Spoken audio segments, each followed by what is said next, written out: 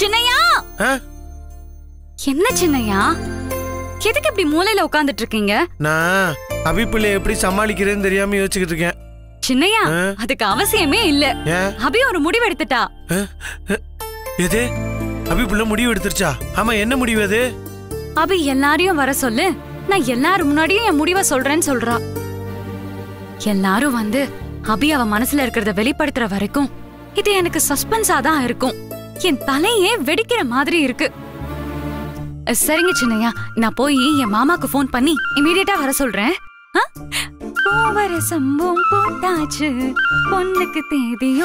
ஈசோட ஆட்டத்தையும் பாட்டத்தையும் பார்த்தா அபி மனசுல என்ன இருக்குன்னு ஈஸ்வரிக்கு தெரிஞ்சிருக்கும் போல இருக்கே. ஈசு அபிகிட்ட பேசி சரி பண்ணிருப்பாளோ? ஈசே